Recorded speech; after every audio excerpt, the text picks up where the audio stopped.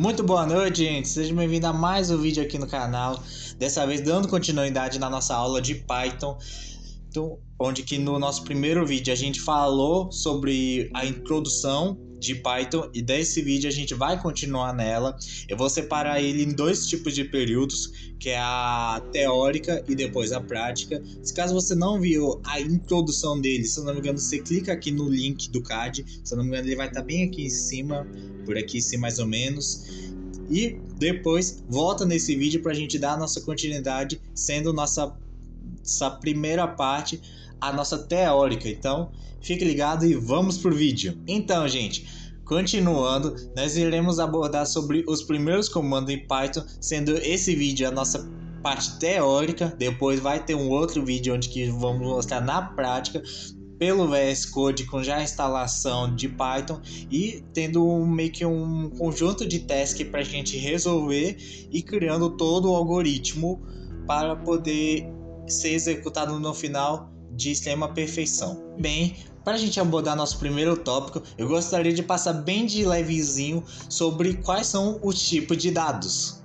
Bem, os tipos de dados de RPG são constituídos em 9 dados. Os tipos de dados em Python, a gente pode definir elas em 4 tipos, sendo elas números inteiros, que pode ser os números negativos, 0 e os números positivos, os pontos flutuantes, que são os números e o restante do que vem depois da vírgula ou depois do ponto, e também temos as strings, que são os textos, e os boolean, que pode variar entre verdadeiro e falso.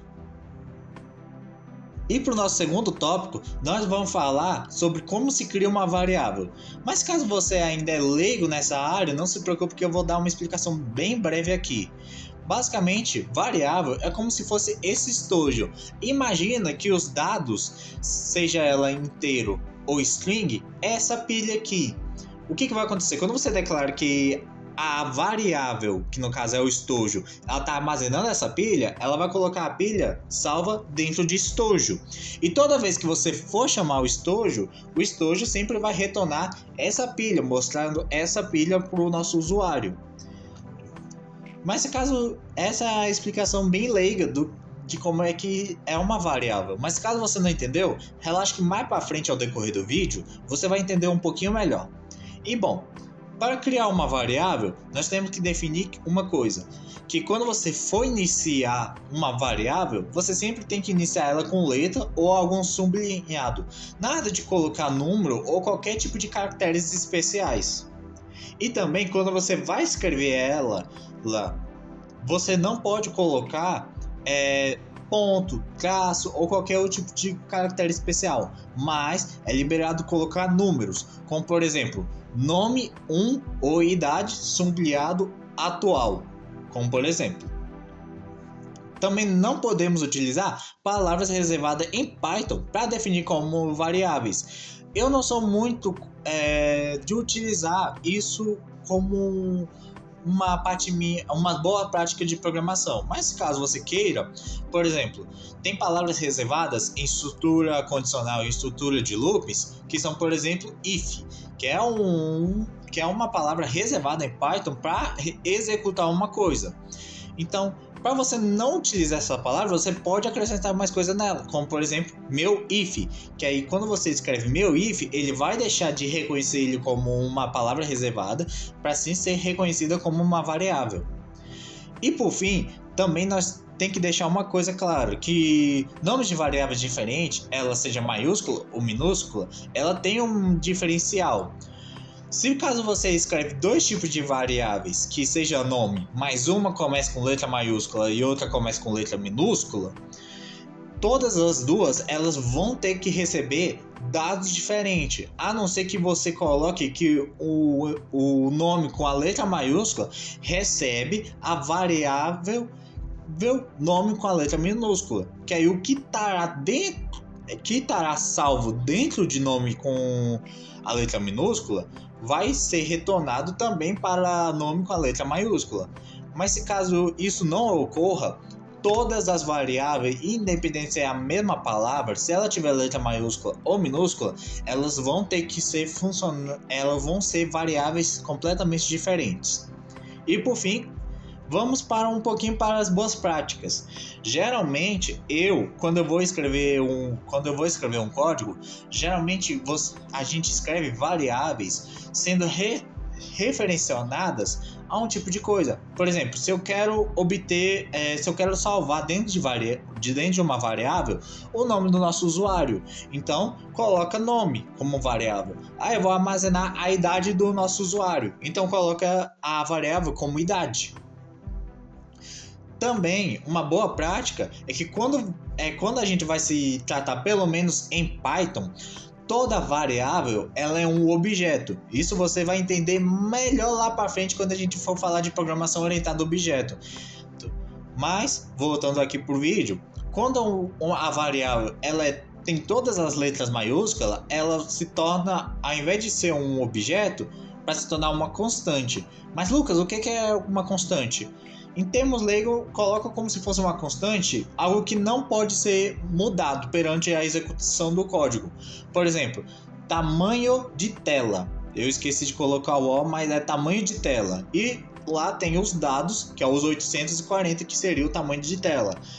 Independentemente dos dados que serão inseridos ou trocados, o tamanho dela, ela tem que ser aquela, ela não pode ser mudada. Então, geralmente se coloca ela em todas as letras maiúsculas para ter esse reconhecimento que não pode ser alterado ela, pois ela é uma constante. Sempre é bom também, já para você desinfluir, porque como o Python tem algumas palavras reservadas que é em inglês, é bom você também colocar suas variáveis em inglês, que aí assim você vai estar treinando um pouco seu inglês e melhorando ele. Também temos preços unitários. Preços unitários não, peço desculpa. Vamos lá. Esse tópico, na verdade, é basicamente para você não deixar ela meio que palavras resumidas. Por exemplo, preços unitários, quando você for resumir ela, você pode colocar apenas PU.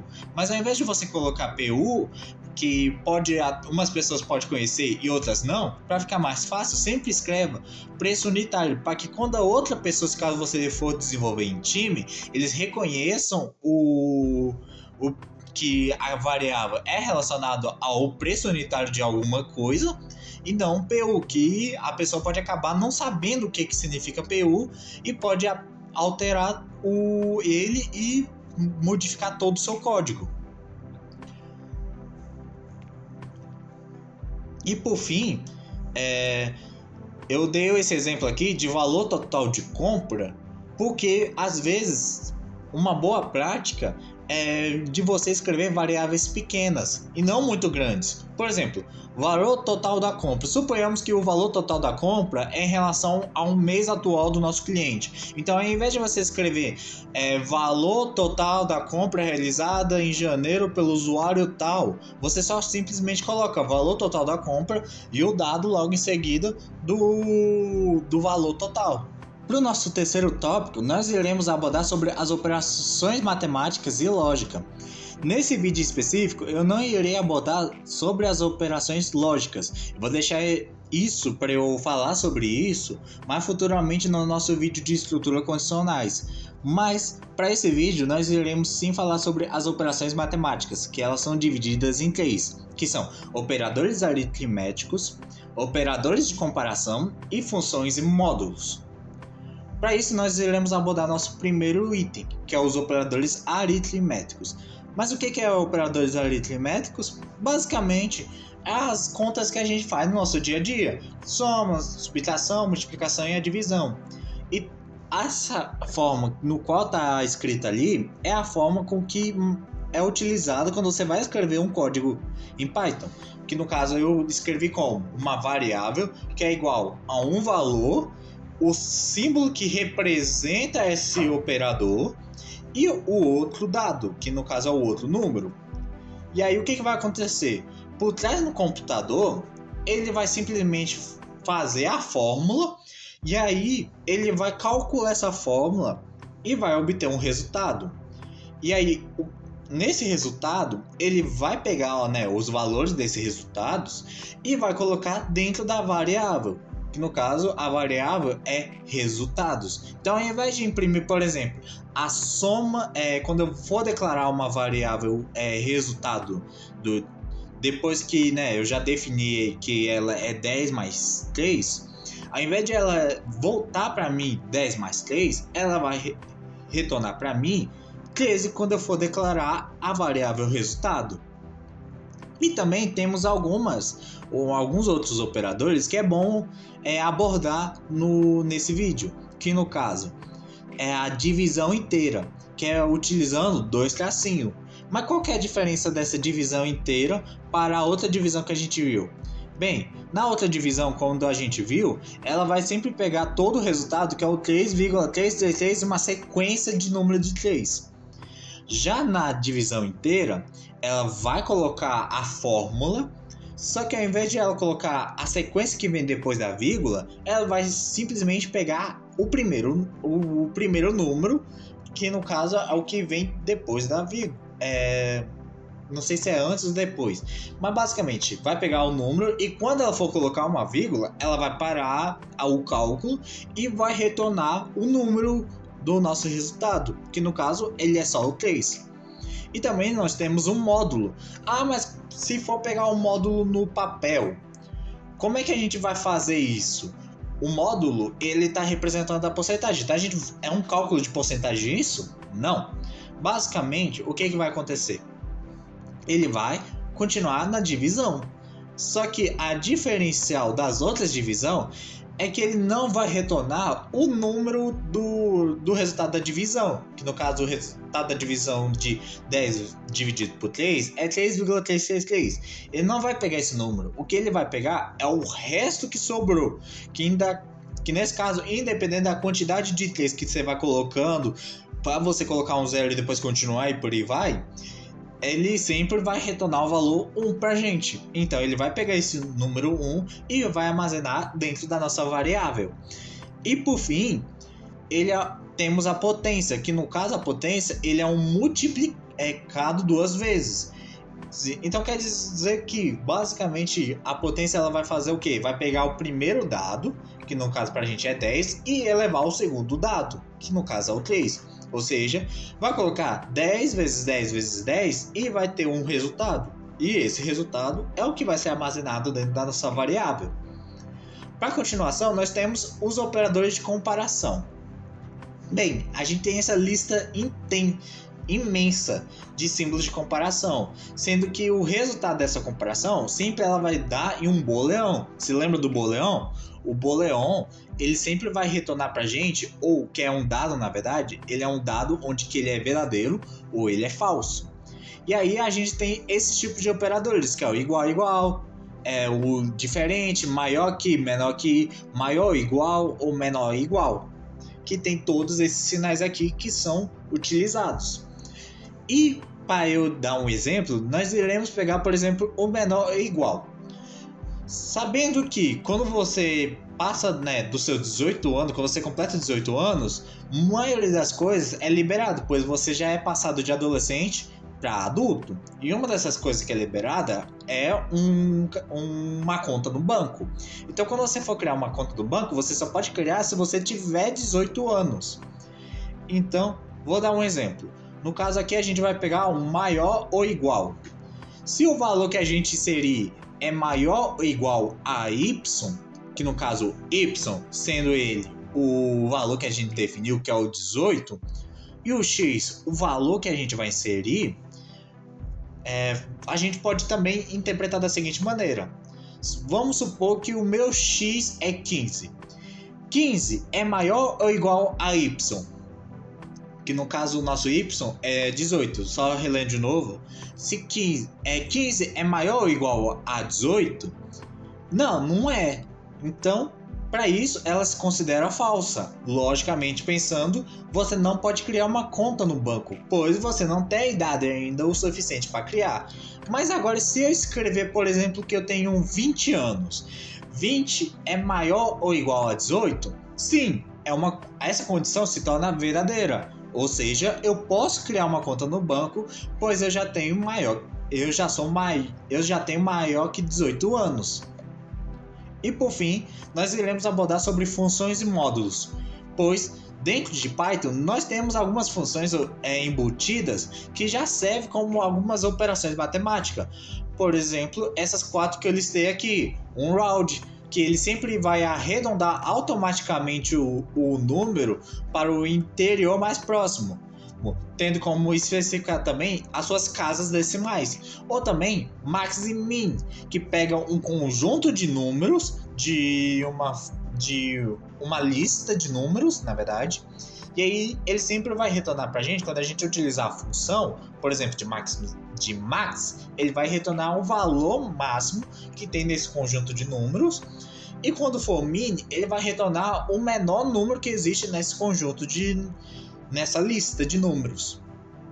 E também nós temos o módulos match, que a gente utiliza ele quando a gente vai import match, que é uma importação de Python, onde que a gente vai importar mais opções de matemática para a gente, mais funções que fazem cálculo matemático para a gente. Que temos também temos, por exemplo, esses 4 que eu listei aqui, que no caso a gente tem o log, que ele faz um cálculo de logaritmo na base de e se caso você quiser, você também pode especificar dentro da função também o que ele vai fazer o cálculo de logaritmo com qualquer número de base, ou seja, você pode definir qual que é o valor da base.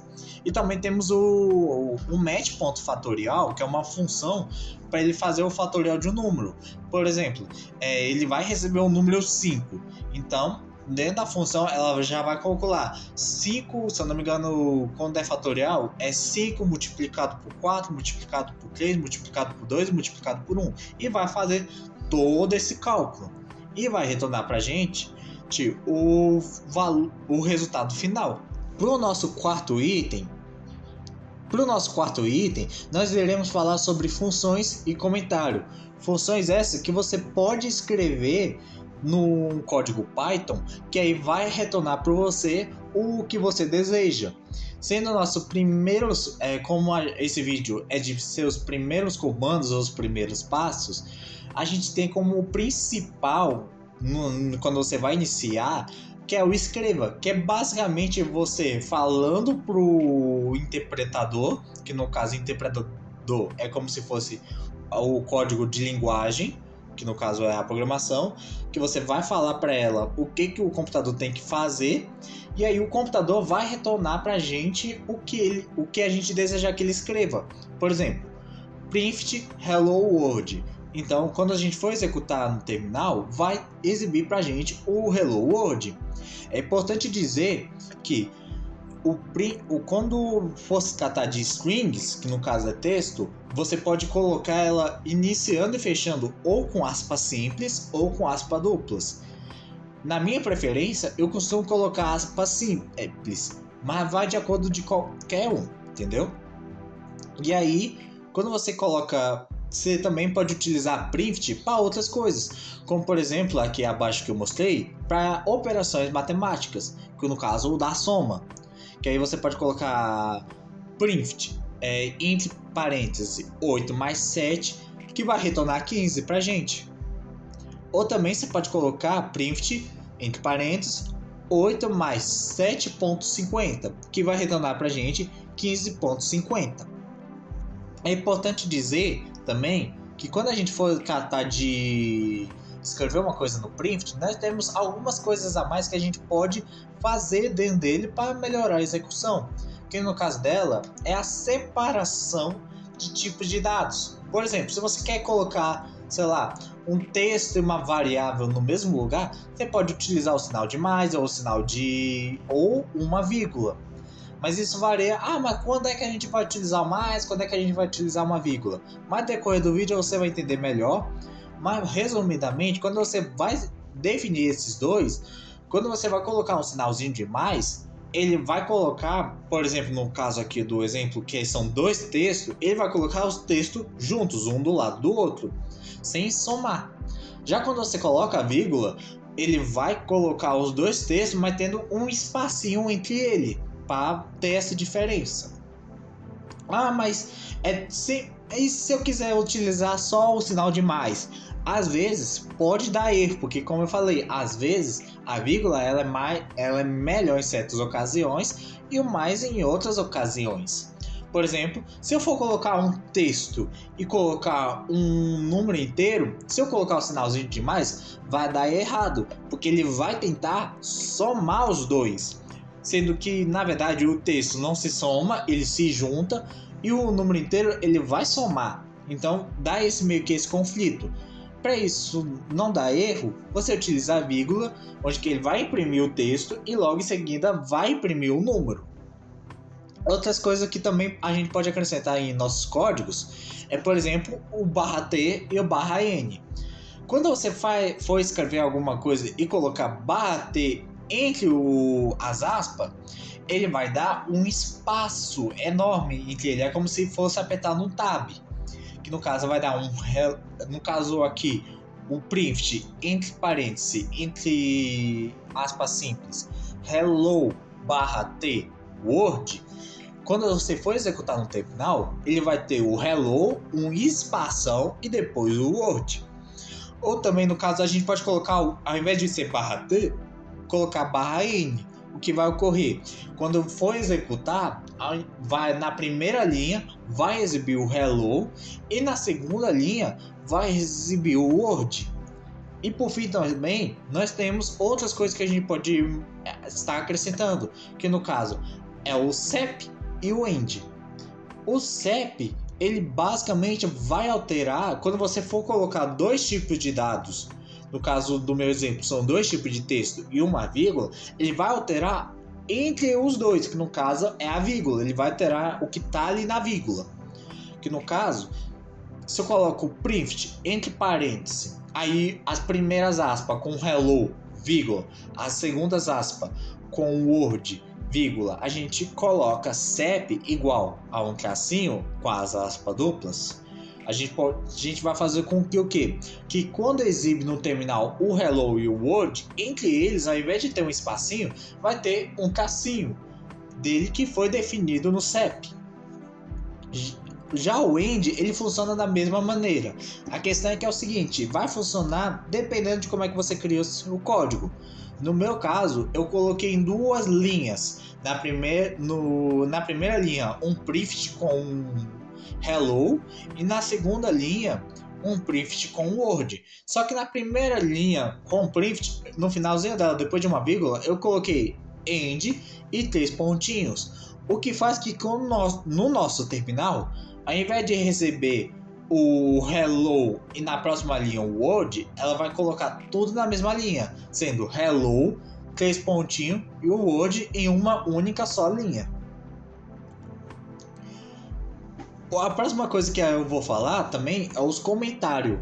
Se caso você queira colocar algum comentário, você pode colocar o jogo da velha, onde qualquer coisa que tiver na mesma linha que o jogo da velha, ele vai ser considerado no texto. E se você for executar, tudo que está dentro do jogo da velha não vai ser exibido no terminal, mas sim ele só vai estar lá para se caso quando você for ler aquele código, você entender o que aquele código está dizendo.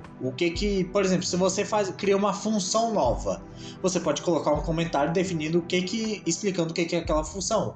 Se caso você for rodar aquela função no terminal, vai exibir o seu comentário? Não. Mas se caso você está trabalhando de time e aí e tem um novato que ele vai ler seu código e ver a função nova que você criou com o comentário lá em cima, se ele ler o comentário, ele vai entender o que aquela função faz de acordo com o que você escreveu no comentário. Também nós temos uma outra coisa que é o leia. O leia, basicamente, ele vai captar o que o usuário escreve e vai armazenar ele em algum local. Que a palavra-chave para ela é o input. Eu tenho dois exemplos aqui de forma com que você pode escrever o input, sendo a primeira linha com o print e o texto que você quer, ou outra coisa que você deseja. E embaixo dela, a variável igual ao input. Ele sempre vai seguir esse padrão. Variável igual input, onde que qualquer coisa que o usuário for escrever, ele vai ser armazenado dentro de uma variável. Que aí quando você for rodar o código, a primeira linha vai ter o texto que você escreveu no print, e na segunda linha vai ser aonde que você vai escrever, né, para o input pegar essas informações e salvar dentro da variável. Ou você também pode colocar ela em uma única só linha, que no caso é a variável igual input, e dentro dela você pode escrever o texto que você deseja sem precisar da existência do print, que no caso vai só se tornar uma única linha, não vai interferir em nada. Que no caso, no meu caso aqui, tem dentro do input digita, que aí se você for rodar no código, vai ter digita, e em frente do digita você pode escrever o que você deseja, e aí ele vai pegar apenas o que você escreveu e vai salvar dentro da variável. Agora, se caso você... Eita porra! Se caso você for querer que o que foi salvo dentro da variável retorne no terminal exibindo o valor, você pode também fazer dessas 4 maneiras no print. Seja ela o valor sendo armazenado por um input ou já pré-definido no próprio código, você vai ter essas 4 opções para poder retornar o que está dentro da sua variável. Que no caso a primeira é, antes de colocar as aspas, você colocar um F, e aí quando você for declarar a sua variável, você abrir uma chaves, colocar o que você deseja, né, e depois fechar essas aspas, fechar as chaves dentro das aspas, que fica dentro do colchetes, onde que você, quando você for rodar no terminal, vai exibir o texto que você escreveu, e o que tiver dentro das chaves, que no caso é a variável, vai exibir o que está dentro, salvo dentro da variável. Também outra maneira que você pode fazer é igual como eu expliquei para vocês do negócio da vírgula e do sinal de mais. Se você for colocar um print e você escrever o seu texto e aí fechar as aspas, você pode colocar uma vírgula e a variável, que aí depois, quando você for jogar no terminal, ele vai dar na mesma coisa do exemplo acima. Mesma coisa ocorre se caso você for fazer igual o próximo exemplo, que no caso você tem um texto, só que dentro das aspas você coloca as chaves e não coloca a variável. Mas após você fechar as aspas, você pode colocar ponto format, que é uma outra função já salva dentro de Python, que aí, né, como eu falei, toda função tem os seus parâmetros, né? Toda função tem o seu parâmetro, e aí dentro do parâmetro você coloca a sua variável. E aí, por fim, também, outra forma de você exibir é o que eu menos uso quando é em Python. Mas quando você, nos nossos vídeos, quando eu for gravar os vídeos e publicar de C e de Java, você vai ver que eu utilizo muito deles, que é o símbolo de porcentagem. Que em Python, como que funciona isso? Você vai ser o teu texto, só que dentro dele vai ter, das aspas no caso, vai ter o símbolo de porcentagem e uma letra.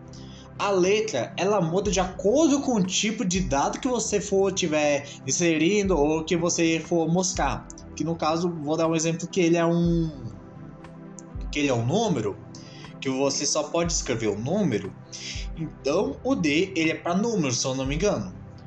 E aí, quando você fecha as aspas, você tem que colocar uma porcentagem e colocar a variável, que ela vai substituir a porcentagem D pelo o valor que está dentro da sua variável. E por fim, sobre as funções, nós temos converter para tananana, que no caso é simplesmente pegar o que foi dito no input ou que já foi dito em uma variável e converter ele para outras coisas.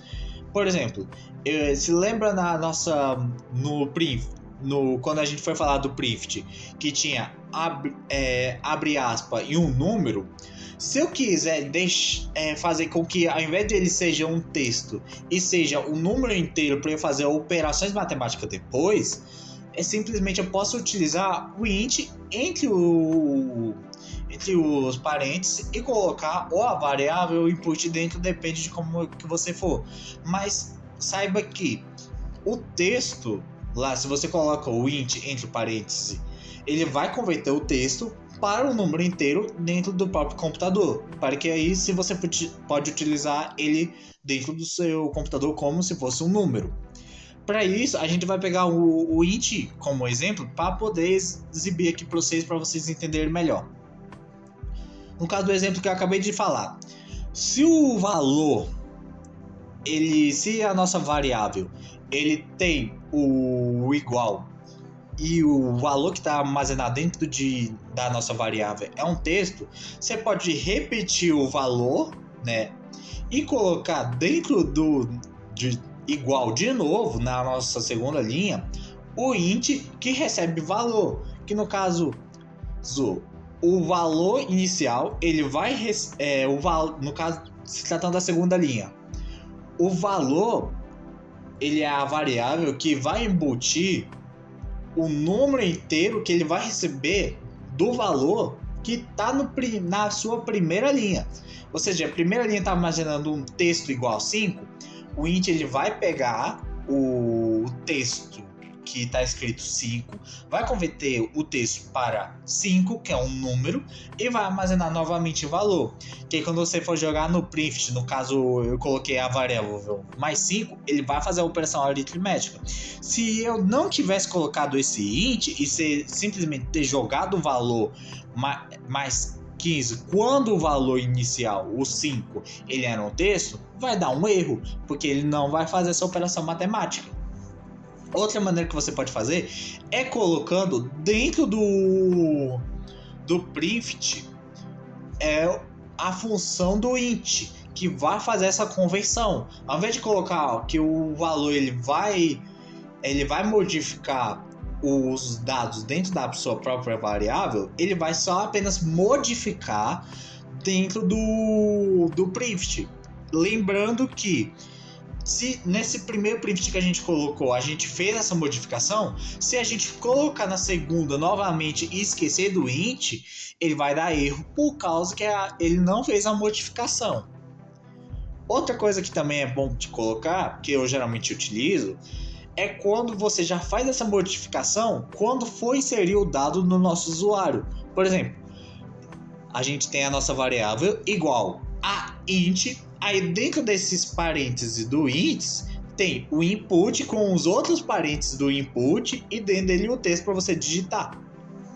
Que no caso, o que for escrito dentro do input, ele sempre, quando qualquer coisa que você escreve no input, ele vai ser transferido em texto.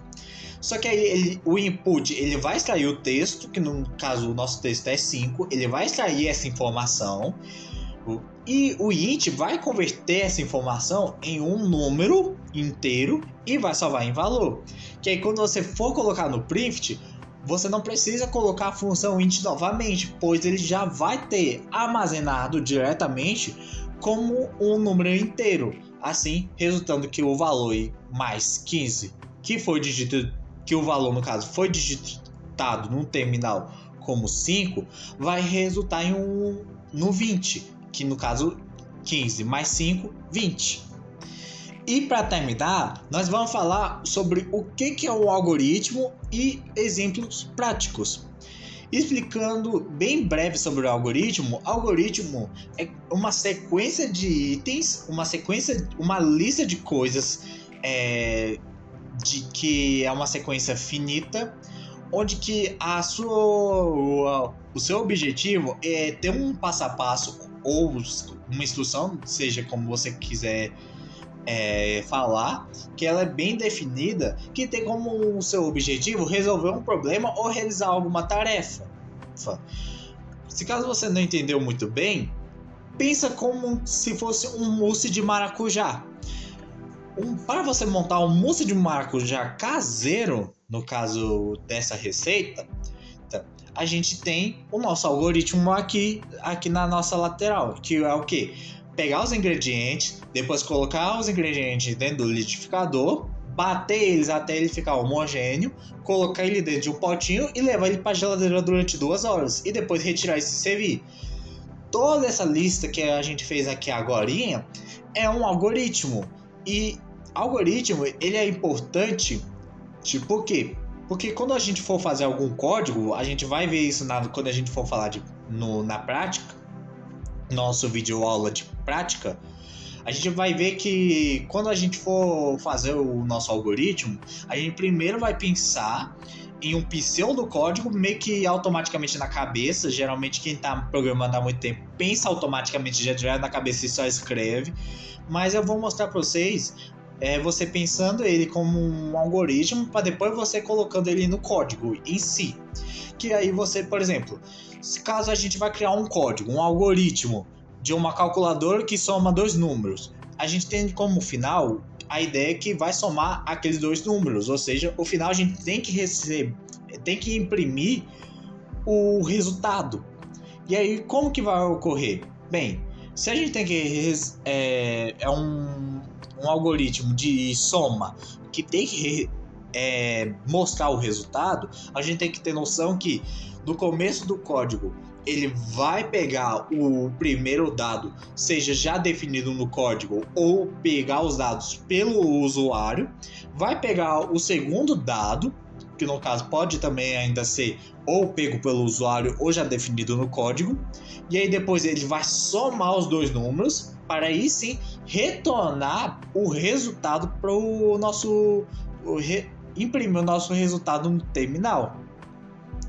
E para nossa prática de hoje, para nossa atividade, para vocês não ficar à toa, eu vou querer que vocês comentem aí no comentário o que é um algoritmo, seja ele pseudocódigo ou do jeito que a gente escreveu anteriormente, de um mousse, de como é que se faz um café, de como é que você faz para preparar um café. Nenhuma resposta é correta, todo mundo tem o seu jeito específico de fazer um café, mas que eu quero que basicamente vocês escrevam esse algoritmo para que qualquer pessoa que possa ver esse algoritmo, ele seguir os passo a passo e conseguir realizar um café no final, para ele poder beber. Então é isso, gente. Muito obrigado por ter assistido essa videoaula. Esse vídeo foi um pouco corrido, tô nos últimos minutos aqui para postar, que eu tenho que postar agorinha, eu já tenho que editar, então a gravação foi meio bagaçada desse jeito mesmo, e eu peço desculpa a vocês porque eu me atrasei. Eu tava de viagem para Diolândia com os meus pais, então eu acabei me enrolando. Ontem eu fiquei com uma dor de cabeça, não deu para mexer em nada. Eu espero a compreensão de vocês. Se caso esse vídeo não tenha ficado bom, vocês comentem aí no comentário que eu faça um outro vídeo melhorando esse daí. E eu espero que vocês tenham gostado. Se gostou, deixem seu like, se inscrevam no canal, ativem o sininho, siga eu nas redes sociais lá no Instagram para aumentar a divulgação, compartilhe isso com seus professores para que vocês possam, para que do mesmo jeito que você aprendeu, nesse caso você aprendeu de maneira fácil comigo, que os seus colegas de sala aprendam também dessa maneira mais fácil, que o professor possa até colocar ele nos seus ensinos, né? Coloquei esse vídeo aula para vocês estudarem antes das provas. E é assim que eu vou terminar o vídeo de hoje. Muito obrigado por ter assistido até aqui. Um beijo e tchau!